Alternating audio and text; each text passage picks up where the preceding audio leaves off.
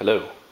This video is going to be about a few things that I've purchased and had to find out for my own whether or not I like the product or not. I'm not an expert reviewer, and I don't know a lot about ARs. I'm still in the learning phase, but for people getting into them, I purchased this is a Bushmaster 5.56 NATO, shoots a .223 round also.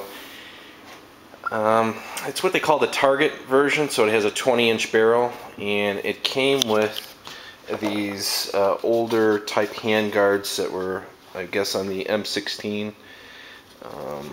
I wanted to put a bipod on it, so when I first got it, I installed a little piece of a rail there on that, which was pretty nifty, I guess. But I was thinking that I might go a few different directions and put a couple other things on this and kind of like the look of the rail system. So I went out and I purchased a CAA, what they call their, I guess, some sort of a rail system. Now, I don't recommend any products from CAA. I went out and purchased a cheek weld that would, I guess, go on the stock, and it was absolute crap. It's not well made. Took the one that I purchased back thinking maybe I just got one that was bad, and looked at the other 4 that was at Cabela's, and no good. So keep that in mind. I don't recommend. Maybe other people have. I apologize to the company, but this is, I went out, I purchased your products, and just this didn't fit on my hand guards.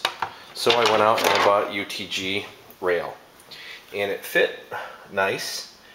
Feels quality. They do say on the, I don't have a really good macro on this, but it does say it's mil spec, so should be pretty good quality. And for $79 compared to the $19 or $29 for this little piece of plastic, this looks a lot better. I like it. I've also had some good and bad experiences with Tapco. I don't really like their magazines.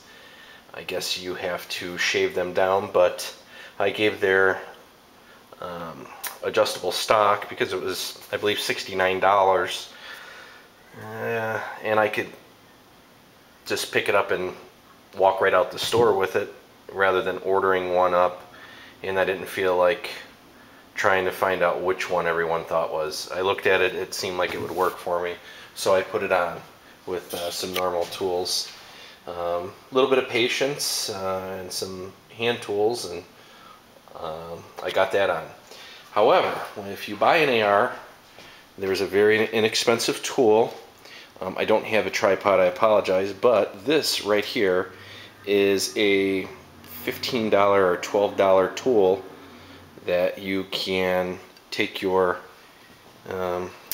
rails off, or slash hand guards, after you have taken out any screws that you, or bolts that you might have, or Allen heads that might be in the rail system. In order then to get it off, you'll need one of these. I recommend, if you're going to buy a AR15, this is probably just something you should pick up, so keep that in mind.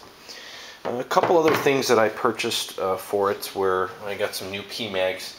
PMags seem to run the best. I ran with a couple of my friends this past weekend 300-400 rounds through my Bushmaster, and my buddy and his Colt ran another 300 or 400 rounds through it and had no problems with it. I think that this one might have had a misfeed, I'm not sure.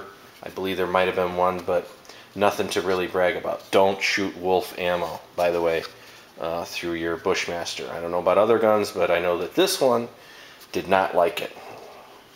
I also purchased a little bitty mini-me 5-round. I think this is good for the bench. A little magazine, and you can hardly tell when it's inside in there because it's black. You can't even tell once it's in there. But something pretty cool.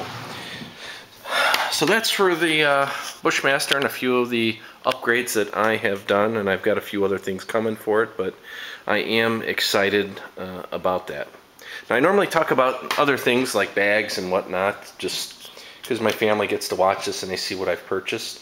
But I bought a different bag and I took the old one back because I had a scope and I took the scope off because it sat so high on this and it didn't fit. But then I ordered a bag, and one at Cabela's was $39. This one was, I think, $69 from Cheaper Than Dirt, and it'll fit 2 rifles, 2 handguns, a bunch of different pouches. It feels a little bit more sturdy. The zipper is definitely pretty good quality. So for $69, as long as I don't rip the zipper off, it'll be okay. So again, just some of the things that I've done, and just a little bit of an update if anybody out there in the world cares.